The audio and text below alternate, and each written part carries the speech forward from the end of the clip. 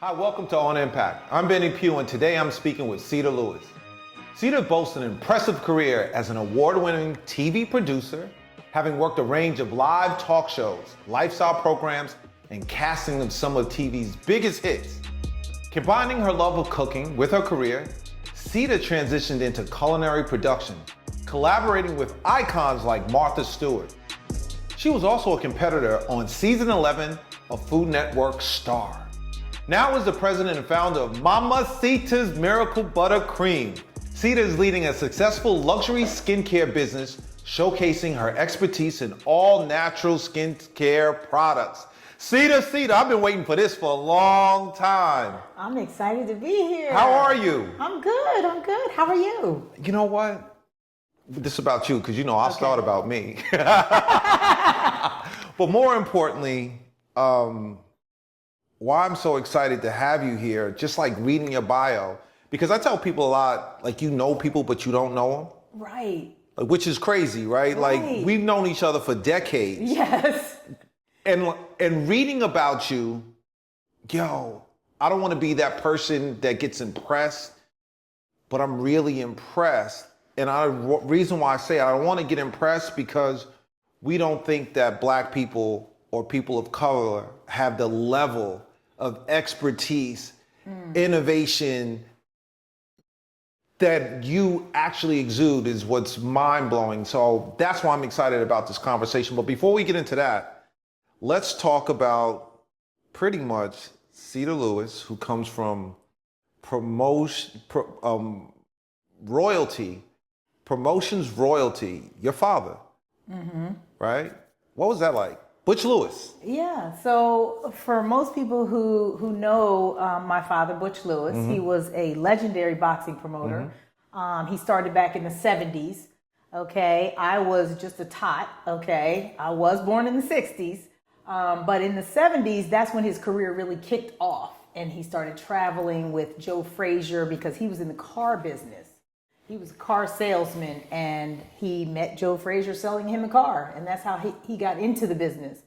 And then one thing led to another. They became friends, and within 5 years of their friendship, he was traveling to Manila for the Thriller in Manila, and he was learning the game of boxing. And before you know it, he was the man. He was the man that was putting the bouts on. So he put on some of the biggest bouts in boxing history, from Muhammad Ali and Leon Spinks to the Spinks brothers, signing the Spinks brothers right out of the Olympics in '76. So I had a front row seat to a Black male entrepreneur who had the highest bar possible that you can have as far as the level of excellence that he expected out of all of us. And I happened to be the only girl in the household of 6 kids. So I felt like he even had a higher standard for me, because I couldn't understand. I know now as an adult, but back when I was younger, Dad, why aren't I allowed to go skating? Why aren't I allowed to go to the movies? What? And it was just like, no, probably because I was a girl, okay? Because he didn't want me just going out all the time. And then I, started to grow up, and he still kind of, had this level of excellence that never changed. I naturally went into entertainment, but not into boxing. So what was crazy is that's how we met. And yes. And just listening to you talk about your father, the first time I met him was in the music business. And that's an experience. Right. So I don't know what that experience was all day, every day, because his level of just go was excellence non-stop. Required was non-stop. How did you guys like being independent in the record labels? Ah, wow. It was, so my father's career was entertainment. He used to say, when people would say, well, like, what exactly do you do? He would say, I'm in the people business. That's what I do. Anything that involves people and making deals. So, being that I was like surrounded by it when he got into music, he went from boxing to executive producing movies. He produced LL Cool J's first movie. He produced so many different things that people just didn't know about. And he naturally transitioned into music, I think, because I had a brother that graduated from Morehouse.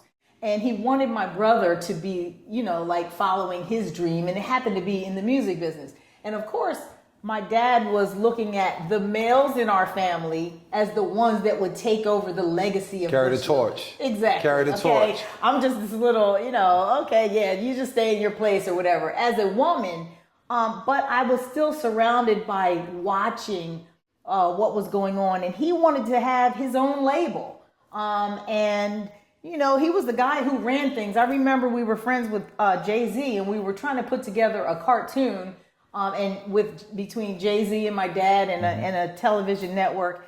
And we didn't like the name of the cartoon. It was called the Slangwich Kids. Okay, the Slangwich Kids.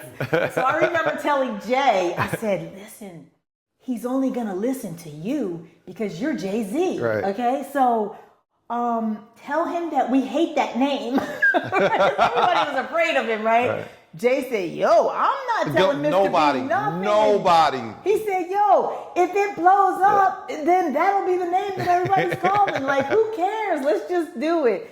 We ended up not going into the cartoon business, but we ended up going into the music business. And we did a deal with you all at Def Jam.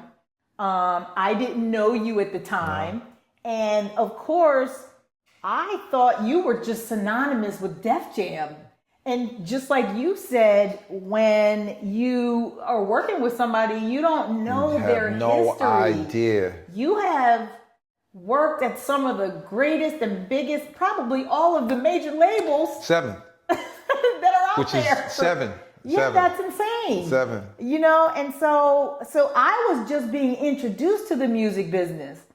And kind of like behind my dad's back, I have a background at BET. So I spent 15 years producing television at BET. I want to know about that though. How did you, so let's just roll back for a second.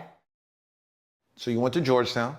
Graduated from Georgetown University in Washington, D.C. And you majored in? Majored in linguistics with a minor in Spanish. So this is your whole life is right. So what is this? Who are you? Like you do like how does all of it? Let's go where God tells me to go. Which is real. We're gonna get into faith later, but So how does all of this happen? I come out of Georgetown and my dad was so strict. I mean, like he was so strict on me as a teenager that's all I thought about during college graduation. Here I am, 21 years old, grown, and didn't want to go back home. So I was like, I gotta think of something to not go home because dad will make me come home and live with him and that'll be a nightmare. So I immediately started working as like an assistant at WFTY Channel 50 in Rockville, Maryland. It was a little tiny TV network. And I was just trying to get a job. I just wanted a job in DC so I didn't have to go back to Delaware. Because that was just like, oh my God, it's going to be like high school again. So I started working at WFTY.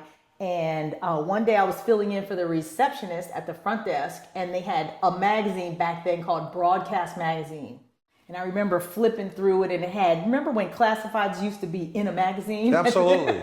Absolutely. We're telling our age. So I'm looking in the back and I say, oh, associate producer for Teen Summit at BET.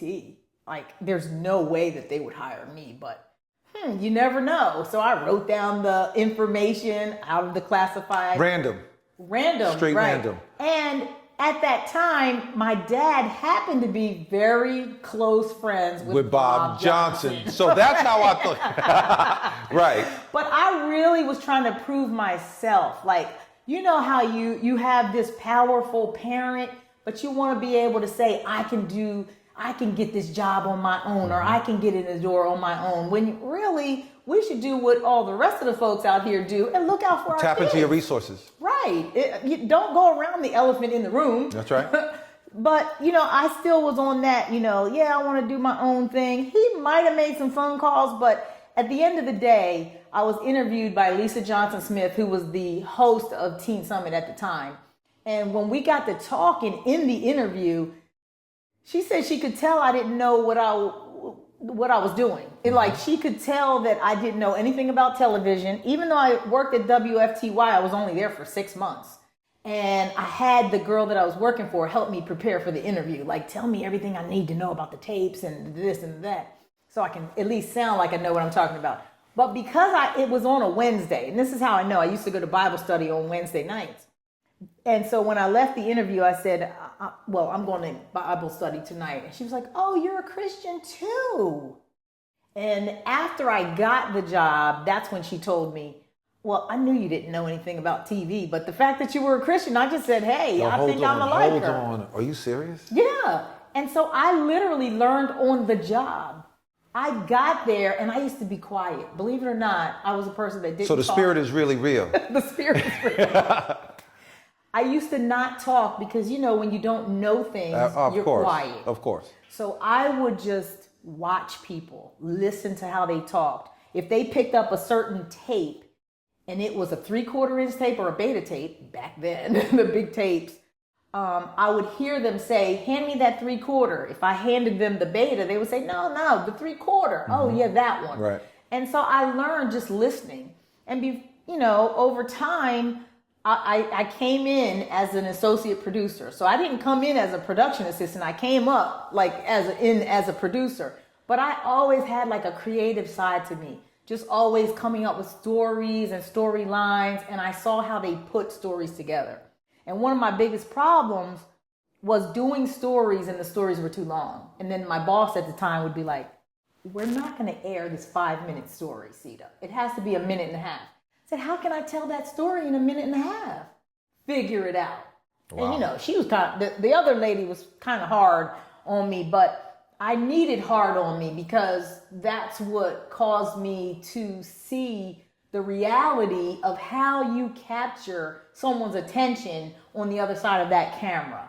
So you walk in. So now you're in the business. I'm in the business. You're in the business. You're in film and TV. And I got thrown into the fire on a live show. Teen Summit used to be live. That's right. Every Saturday with a live audience, live DJ, live call-ins, no delay. And so, and BET had very little resources. So they would say, okay, Sita, well, today you're producing, but you're also answering the calls live. Oh, you're also pushing the paper. Back then, we used to push the paper through the teleprompter. So you're saying something that I have a conversation with a lot of young people today.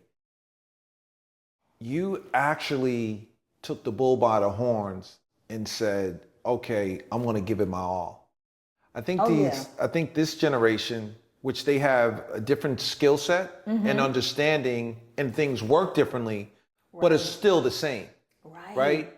Ingenuity, innovation, being initiative, taking initiative is so important. And I would say for young people, especially young women, it's so valuable what you're saying, because all of us, as we push through to get to this point, because people only see us where we are. Right. They only look at people where they are. They forget about these moments that there are people who have a past. Yeah. Like, they don't and know it ain't what easy. You had to do without compromise. Without compromise. You don't have to compromise yourself to get ahead. You just got to work. Right. And listening to what you were saying, faith is so important, right? Absolutely. When you believe, it's not I believe sometimes.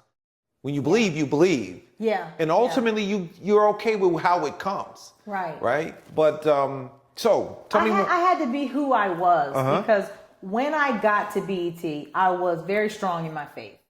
I went to one of the biggest churches in Washington, D.C. It was a Pentecostal apostolic church, and we all know how they get down. Yo, they don't y'all play. do it. If I walked in y'all there do it. with this outfit on, they would have said it's inappropriate. No, you're not doing that. So I had that upbringing once I got to D.C. in the church, right? And so when I was at BET, I'm producing shows with Tupac and Biggie and all these different artists that, in my mind, they were spewing out negativity to young people. That's the craziest thing that you say that, because that has been the biggest torment. And I didn't even know we had these parallels. That has been the biggest torment on my ascension in the business was actually dealing with the music. To say, can I promote it? And God understand that I'm on his team. But I realized that I was just a tool. Yeah, right? Because and God puts us of course, in places. Exactly. If you go back and ask any of those teenagers that were on that show back then, you know, do they remember Sita Lewis that worked on Teen Summit? Oh, please. She was the person that when we had our headphones on, you know, the old school headphones, she would pop them out and say, what are you listening to? Stop listening to that garbage. Listen to this. And even though I was putting people like that on the show, okay, I was still protective of the kind of information because we had a show where we could talk about these things. Mm-hmm. We had a panel of young people and we would bring experts on. And, you know, if I knew you back in that day, you would have been sitting on that stage. We used to have L.A. Reid come on and different people like sit on our stages and we would say, is music killing our young people? Is music perpetuating violence? Is music... You know, so we were able to use music as a talking platform, different things like that. And so it just gave, like, one time I remember when Tupac came into the building and he was singing a song called I Get Around. Mm-hmm. Now, I Get Around back in the 90s was risque. To say, you know, I get around, you know, like we knew what he was talking about. And so I don't know what it was, but I had him in the green room and they were like, yeah, go get Tupac or whatever. So I go in there and I'm like, yeah, follow me. And I had a little attitude towards him or whatever. And then I just threw him out on the set. And, you know, it was Method Man, it was Snoop Dogg. It was all these guys that they would come in the building. They would have all this weed. Weed was like, back then we looked at it like, oh, he's a druggie, you know. At least that's how I saw them. But so I think my attitude showed. Years later, this is the crazy thing. We had Afeni Shakur on the show, and she was our guest, and Tupac was in jail at the time. So I asked her to give me Tupac's address when the show was over. She gave me the address, and I said, oh, you know, I had just read an article in Vibe magazine where Tupac was on the cover. And when I read about his life, like his real life, Kevin Powell had done the article, had written the article, and he's a writing genius. So I read it and I said, you know, how dare me judge Tupac back then when he was on the show? Let me talk to him from a different perspective. And I wrote him like this 4-page letter. Let me tell you, fast forward several years, my dad is in Vegas at the MGM at a fight. Tupac is sitting next to him.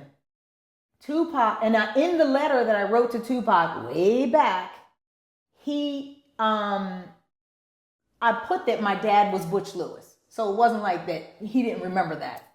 So he sees my father. He walks up to him and says, yo, your daughter wrote me a letter while I was in prison. And that letter is what was holding me down. Wow. Is that not crazy? No, that is. And then that night, my father got into his limo and he was like, what's going on with the traffic? What's happening with this traffic? And Tupac was killed that night. Whoa. So your father saw him at the fight? Yeah, he saw him ringside. Him and my brother Brandon heard him say, my brother Brandon like confirmed this conversation. And the first thing my dad said was, Nick, what was you doing talking to my daughter? Yeah, I got a daughter that went to Georgetown. Why you want to know? And he was like, you don't understand. So we don't, I just felt like it was the Holy Spirit that led me to write him that letter. But obviously God put me there. He came out of jail and immediately signed with Suge Knight or whatever. Right. But he became part of my prayers now. He wasn't somebody who I was saying, look at this guy. He's going around. So I used what I did as a producer to use it as a platform to be what I felt like God wanted me to be. And I was still being effective. It's so funny you say that is because it was so needed then. Yeah. And very much needed now. And definitely not at the level of what you just said, but for me, working at 7 different labels, I looked at the staffs that I build and the people that I was around is as our tribe, as our community. And what happens, you have to think about it. A lot of minorities or Black people that get these corporate jobs, this is their first entry point into a company. They have no idea how systems work. So once again, we're always behind the curve because we don't actually raise our hand, ask, and people aren't really forward with the information. So I'll never forget, and I won't even say who the artist was, is the first time, and I came from a different background of music because, you know, when I was at MCA, we had different kind of rappers. We had Common and Mos Def and the Roots and, you know, that was different hip hop. When I got to Def Jam, that was a whole nother, yo, that was I lost 5 pounds just going to work, getting on the subway when I moved back to New York from LA, but neither here nor there. But I'll never forget sitting in the conference room and the artist walked in and we're at the big long table having conversations and playing, the artist is at the head of the table and they're playing the music and they drop the N word. They just, the N, right? And if you look at the room, Black people are really uncomfortable and white people are uncomfortable, right? So after the artist left, I beelined down and I said, listen, man, let me explain something to you. Because I don't know if anyone's ever told you, but you're gonna go a lot of places, so you need to understand. When you come say that, it ain't the same as with your boys. Yeah. You take the power out of all the people that gotta fight for you. Right. Right? They don't look at it as cultural. They look at it as, I told you so. So the people that you need to help you get forward, you need to make sure that they're strong. So I'm not gonna tell you what to say or what to say, but I'm just gonna give you the information and the choices on how and when you say what you say. Because it's a fight inside for you, so that you know that. Because they're measuring you and judging you, and you don't know it because all they're gonna do is give you smiles. Right, of course. So I think back to what we were talking about, that's the beautiful thing of actually going into the jungle, right? And you don't compromise you. Right. And that was one thing that growing up, having a father like Butch Lewis who never compromised himself. He didn't care what was going on in the industry. And that's why so many people have so much respect for him. People that I never even heard of just come to me and say, oh my God, yo, I learned so much from your dad. And I'm like, who are you? Oh no, he took the time out to do this and do that. And he spoke to me and he invited me to his house. And I used to be at y'all's house. And I was like, you were? Like, you know, I didn't know any of these things. But he was always the same. He was always the same. And so it taught me to just be me. You know what I mean? Like, when I kind of like went into the music business because I was around a lot of music people at the time. Like I wasn't really down with my dad's label like that. I had left and I started working with some producers out in Long Island. And I decided I'm going to have a talent showcase and I'm going to use my BET connections to put on a showcase where they promoted on 106 in Park. And I'm thinking of a way to make money too. Because once I left my dad's business, I was like, I got to make some dough. Okay. And so I put on this show and it was, I remember charging people to get in, but I was going to have A&Rs from all the different labels as judges, right? So I had this whole thing like mapped out as a producer in my mind. I'm going to find the next hottest group or whatever. So I didn't tell my father about it. And I ended up going on 106 in Park, me and Rich Dollars. Rich Dollars. So Rich was going to be one of my judges too. So one of my father's friends like told him that they saw me on 106 in Park. And when he heard about it, he was just like, what were you doing promoting something that you're doing and I don't know about? And I was like, oh, here we go. You know, like he has to know everything. So I ended up putting this event on that he didn't even know about. Almost 2,000 people showed up. Wow. Paid $40 each to be in the show, in the talent show. I was up from Friday until Monday because, I had a job on Monday so this was something that I was doing on the side trying to, and I never went to bed. I was auditioning groups. The A&Rs were coming in and out from different labels. But I never left. I had my toothbrush or whatever at the studio, but I was one person after another. 4:00 in the morning, Unladylike walked in the door. And they started rhyming their song, Sit Down. And I was just like, yo, who are these girls? And female rap back then, there was no Nicki Minaj. There was the last female rap that was hot that we knew of was, like Foxy Brown and Lil Kim and them. And so I was like, this is something different.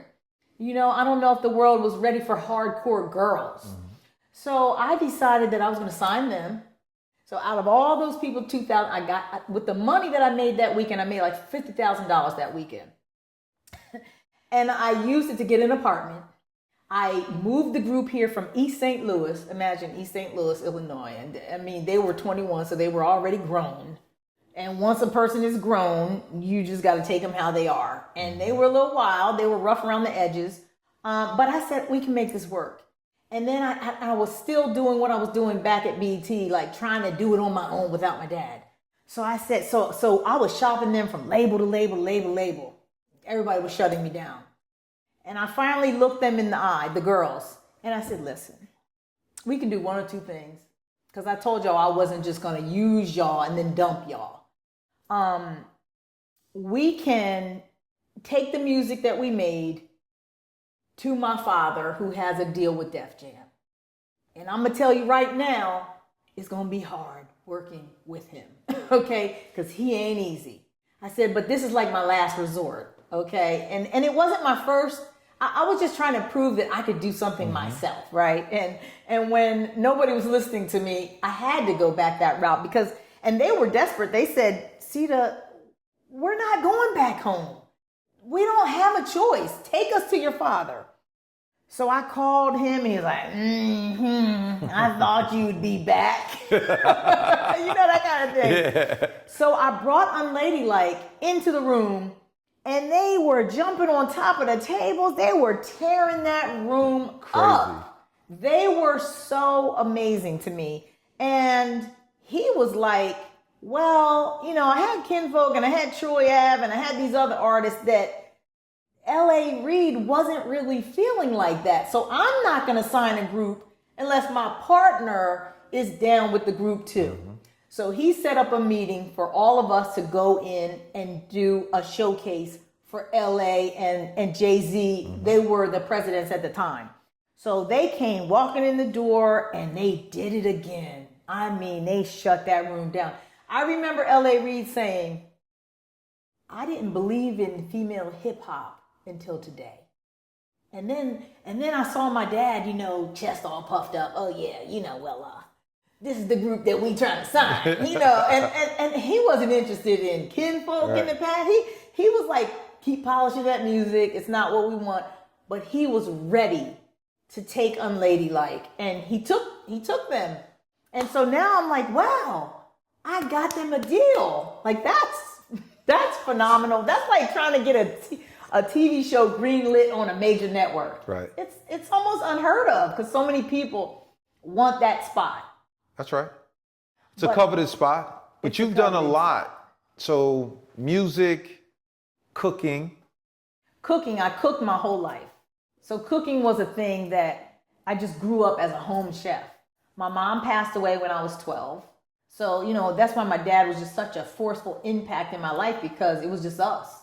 And so he would be like trying to cook himself, but his thing was always, I would say, Dad, how come every time I come home from school, I have to go in the kitchen? That's not fair. Because the boys didn't have to go in the kitchen. And I'm chopping celery. Everything had to be made from scratch. And he was like, because I said so. That's why, And he was a visionary. He was a planner. And he planned, when I say he was a visionary, he was planning for 25 years down the road. When we couldn't see it, we didn't understand it. He said, you're going to be that woman that brings something to the table. You ain't gonna be one of these women who, oh yeah, I went to college, I could do this and that, but I can't even cook and I can't even clean. So you're gonna be the everything. When you come to the table, you will be the table. Okay, and so he was raising me to be that, and I didn't understand it. So I just looked at it as he's being mean. I can't talk on the phone when I get home from school, like the boys just sit on the phone and talk to girls and all that. I can't do anything. I have to do all these domestic things. I have to, But then it started clicking though, right? So no, it didn't start clicking until I was grown. Until I was way gone. And, when I finally, got settled in life and I needed to be able to cook and clean and do all of these things, that's when it settled in and I said, wow, I have more than the average woman out here. I have more to offer. Because I was looking at it like, he's a male chauvinist. And that's not fair. But what he was doing was saying, I know what the world is like. And this is going to make you a better woman. Just trust me. That conversation in itself, I don't even know if we can have that in 2024, right? Because roles are, man, that gets crazy. He was very old school. Old school, but is it wrong school, right school? Ultimately, though, maybe it's generational, because when you go back and look at, once again, people who are successful and how Black culture, what they knew, like, a lot of our parents who were post-segregation had a different kind of ethic on how they operated, performed, and what they wanted for their kids. Right. Now, right, what are we fighting for in a degree, even like basics? Kids don't learn, cooking is only one part of it. They don't know how to do anything. They don't know how to clean. They don't know how to change a tire, because everything is rights. And rights and everything is set Don't forth. look at me like that. I'm going to call Child Protective Services. My dad would have knocked me straight out the window. No, we got beef for the crazy stuff. When I used to claim, I'm leaving, he'd be like, oh, where's the suitcase? Matter of fact, no, that's my suitcase. Go on. Get on out of here. That's right. And matter of fact, he actually, one time I said, he put me on punishment. And I said, I feel like I'm in prison. I'll never forget that. And we're living in this huge house, cars everywhere, pool in the backyard. He said, you feel like you in prison? I'm gonna let you just get a little taste of prison. I don't want to see your face for the next 2 days. Wow. And I was like, yo, you are crazy. He was extreme, but he always had a goal in mind of why he was being so extreme. This life that you live in, it ain't average. Understand that. This is not like when we would go to the Bahamas for vacation. It wasn't the typical vacation. He was taking us to the hood. He was like, this is how they living out here. Understand that you are blessed. Understand that this is a privilege. Don't take advantage of it. Don't take it for granted. We would see the women walking down the street with the water bottles on their heads, and he wasn't like, oh, we're just going to be over here in Paradise Island, chilling away. Like, he always took us to the hood and said, this is how life could be for you if you do not get an education. I didn't have a college degree, but I'm giving you an opportunity to have what I didn't have, so that you can take what I couldn't do to a whole different level. And that really, really was the core of why I'm able to sustain and do what I'm able to do today.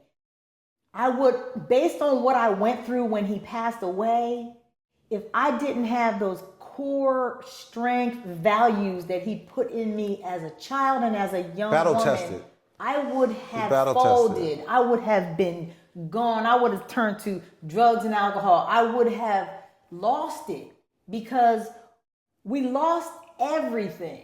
That's another thing that a lot of people don't realize. My dad had built this empire with millions of dollars, and to make a long story short, he definitely crossed every T and dotted every I in reference to his final plans. But you can't plan for what outside people are going to do to come in and try to destroy what he built. And they did a pretty good job of it financially, because a lot of things when you are in legal battles, the lawyers are just getting paid. Running the meter. Yeah. They're running the meter. And once there's nothing left, they say, we can resolve things and come up with a settlement and let's move on. And at 50 years old, here I was like, wow, the wealth that my father built is no longer here, but what he put in here is still here. Powerful. And I'm going to figure out with my faith and what he taught me how to build it back up. And that's where I am today. Let's talk about this. How did it start? It's like music, entertainment, TV. How did this start? What is this? What is this? This amazing, miraculous, I say miraculous, this is moisturizer. And believe But it or there's a not, story behind it, though. There's definitely a story real behind story. This moisturizer. This is Mama Sita's Miracle Buttercream. And as I stated earlier, that my father was a visionary, and he was always teaching me to cook and clean and do the life skills that people miss in today's society. But I had all of that, and so when the bottom fell out for me, and I couldn't get a job back in television because I had taken 2 years off. I had kind of like, when you're out of the technology of it all, they look at you as, she don't have the skills anymore. You age out. Right. You age out. You age out. And then I wasn't familiar with the new cameras, with the new tapes, and so I was like, what am I gonna do? And that I'm always innovating and thinking of things, and so my girlfriend, who was in Harlem at the time, she was partnered with Jeffrey Canada, who ran Harlem Children's Zone. Of course. Yeah, she's one of my best friends. She says, Sita, we'll make up a job for you. I'll put you in a position. You have so many skills you could teach our kids. I'll put you in an after-school program. You could teach culinary. You could teach television production. And that's what I did. I went into Harlem Children's Zone and I started serving. Wow. I started serving young African Americans. And when you start to serve, especially young people, I feel like that's when God starts to bring out your real purpose, when you start serving other people. And it's not about trying to become successful, and the kids, I just had a passion for those kids. Because when I first got there, they were like, who does this girl think she is? And then when they realized how down I was and who raised me, because I could, right. And they loved me. They got to the point where I couldn't get them away from me. I was doing things that the school didn't even allow. Like, you're not allowed to invite them over to your house, Sita. That's against school policy. Right. But I was like, I love these kids. You don't understand. I want to see them succeed. And then they had eczema really, really badly. And I said, you know what, guys? Instead of making a dish this week, instead of making a recipe, I have a recipe because I was broke at the time before I got that job. So I started making my own products because I couldn't buy the expensive products that I used to buy. So I had to be innovative and make my own products. And when I used to walk through the streets of Harlem, I would see the Africans selling shea butter and mango butter and cocoa butter, and the spot on St. Nick on 125th Street. I would walk in there where they sold the incense and all the oils and stuff. And I said, how can I put this together to make a product for myself? So I wanted to share that with my kids that I was teaching. And as a Christmas project in 2016, we created what's in this jar right here, the Miracle Buttercream. And it didn't have a name yet. And I said, take this home. We created about 150 jars. Take this home and try it out on your eczema. And when you get back from Christmas break, let me know how it did.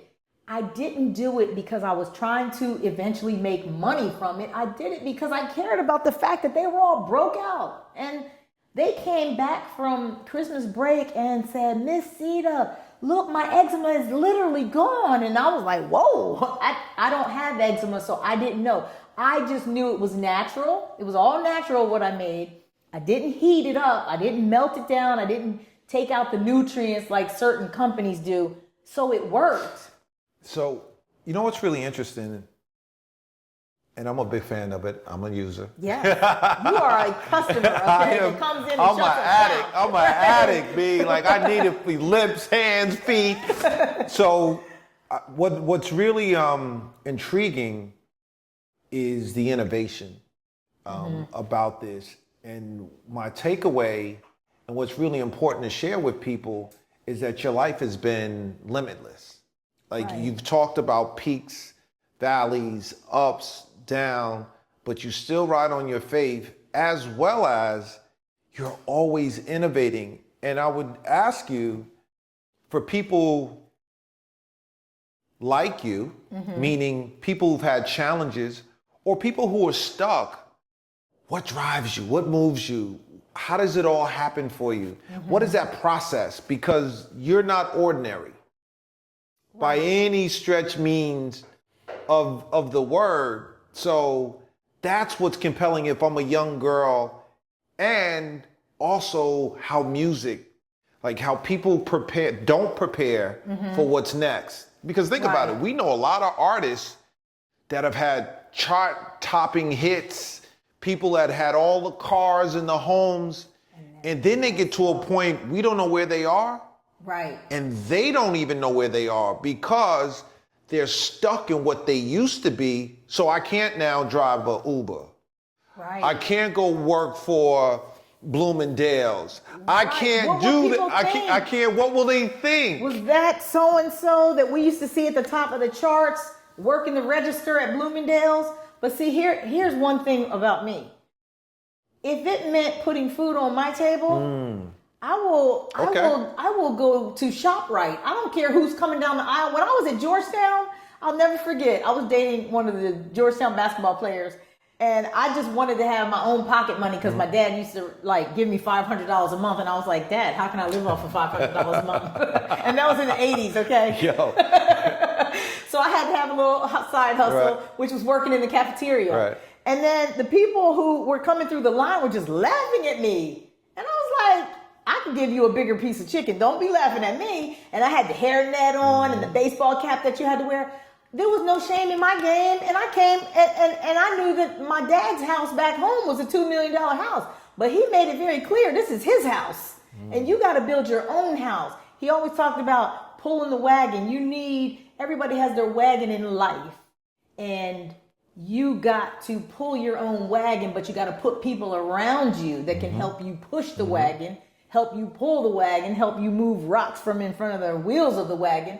Because at the end of the day, one day you're going to have to pull your own wagon.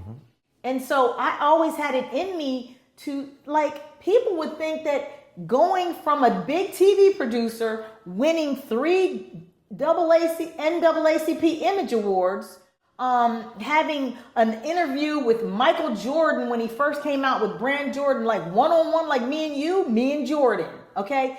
Now I'm going in the basement in Harlem and teaching some kids how to cook. And when I tell you, if you could see this kitchen, you would say, what was you doing down there? Like but that's where God put me. So I had to look at what God's word tells me, and I live off of the promises of God. So God was speaking to me every day. Don't go by what it looks like. Go by what I promised you.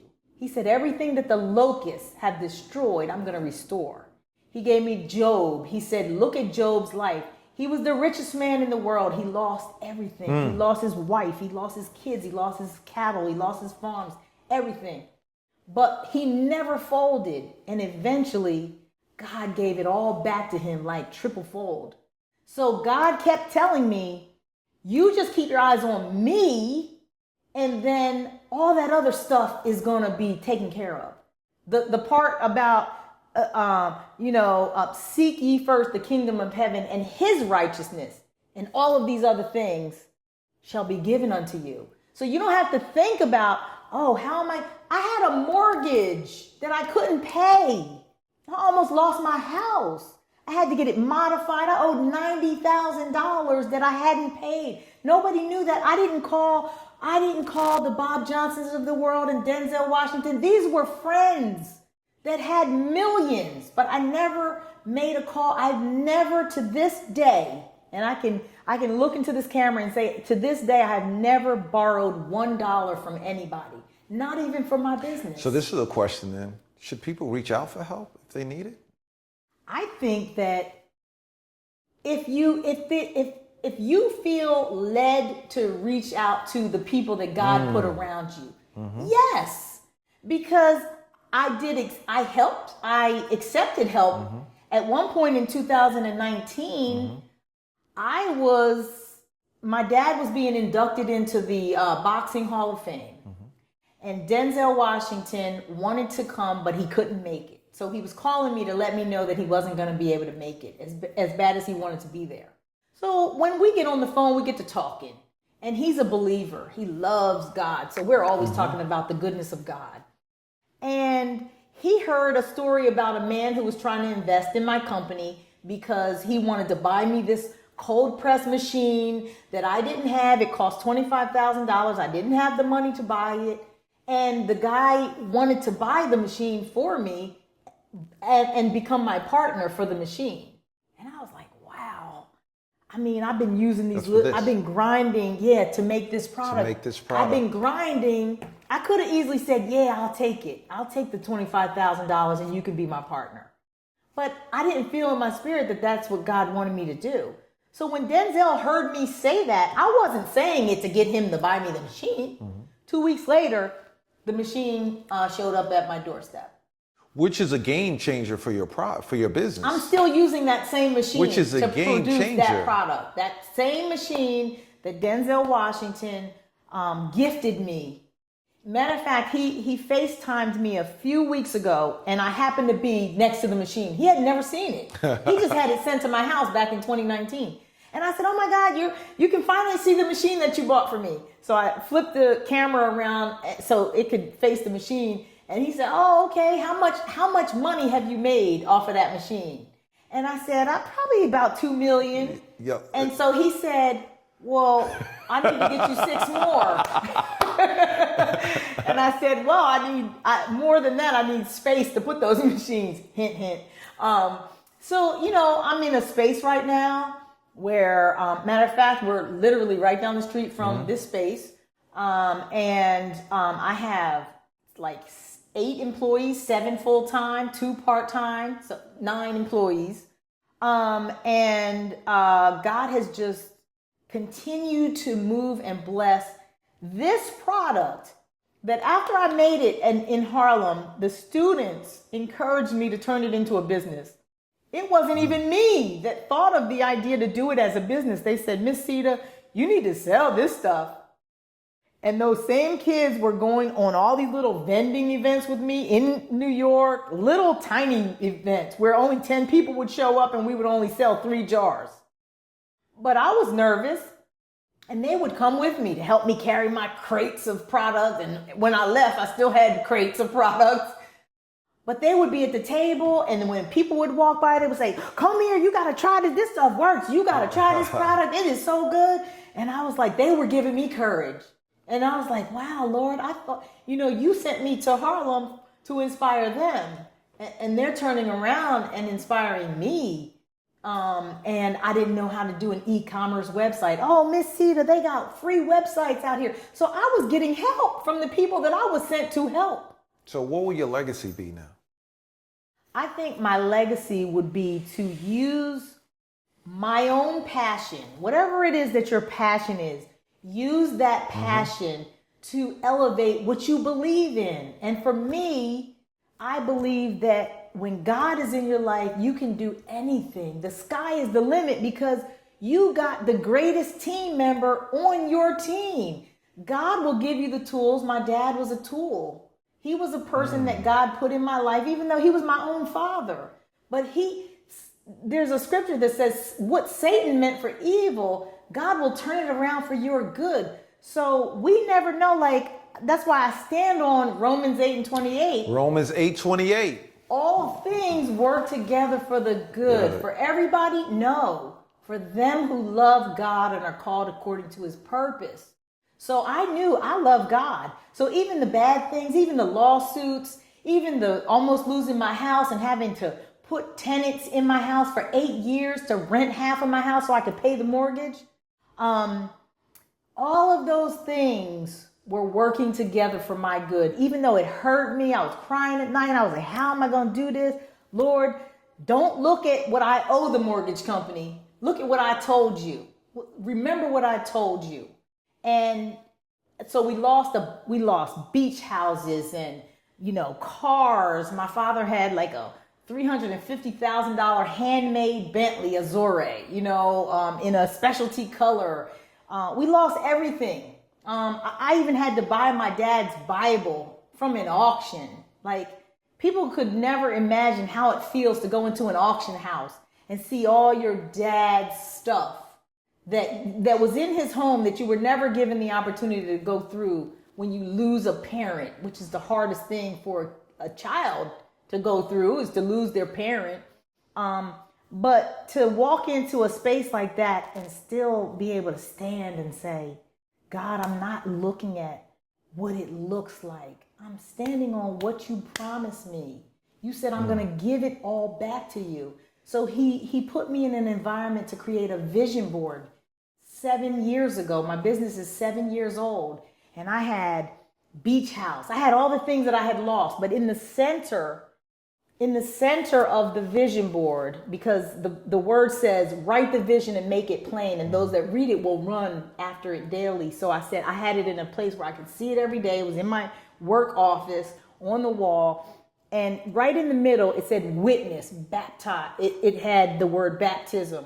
And of course, I'm already baptized, but only what you do for Christ is going to last. So your mission is for other people to be baptized.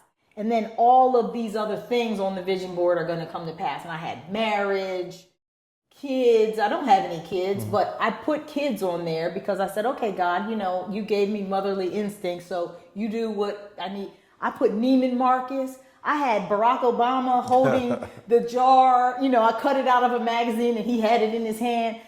And I mean, like, one thing after another, literally manifesting from the vision board.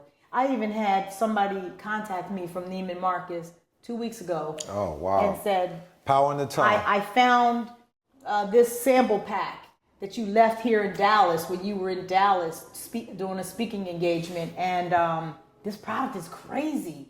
Neiman Marcus is looking for Black female entrepreneurs that are in the beauty business to put their product in the store. Can I put you in touch with the buyers? Yeah. Wow. I mean, I don't know. People ask me, what are your goals for Miracle Buttercream? Sometimes I don't know what my goals are because I tell them I'm just doing what I feel God is the real CEO. I'm just who he put in place, but he's the real CEO. I don't know if I want my product in you're an retail. amazing president. Right. I don't know if I want my product in retail. Right. But if he says it's going to retail, it's going to retail. So I just kind of like go with the flow. And right now, I can buy more machines. I can buy 10 machines now if I want to, because God has allowed this one product to expand, and we have deodorant and soap and lip balm and sugar scrubs, and I would have never imagined 7 years ago.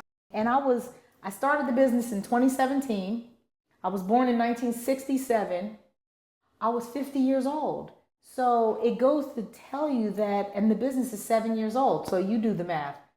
There's no limit to how old you are, what you can start over and what you can do. Exactly. Now, I just built $1 million company starting at 50 with nothing. And I would say you have to have something to invest. You have to be able to, whatever it is that you have to, if you believe in that thing and other people have like co-signed on that thing. Because, people can have a vision until they turn blue and everybody's like, we're not interested in that. But if everybody has said, we gotta have this, you're onto something. And so if you're willing to take everything that you got and put it into it, then like I learned from my dad, he said, I'm in the risk-taking business. This is what I do. I take risks. So this has been an amazing conversation. Thank you. Where can people find you, find your product? Where can they find this? I know where to find it. It's so easy. Miracle Buttercream. At Miracle Buttercream for Instagram, TikTok, Facebook. At Miracle Buttercream. And it's spelled just like it. And miraclebuttercream.com is the website. But if you want to follow us on social media, it's at Miracle Buttercream. Like, I'm giving you all this for free. Like, you can't get this nowhere. Like, I'm sitting here listening to you and thinking, you know what? I have nieces, I have daughters, and as a father, I would want no less for them to follow your path. So thank you for being here. Thank you for sharing. And most importantly, you guys stay tuned in and find out where you can see us. We're on all platforms.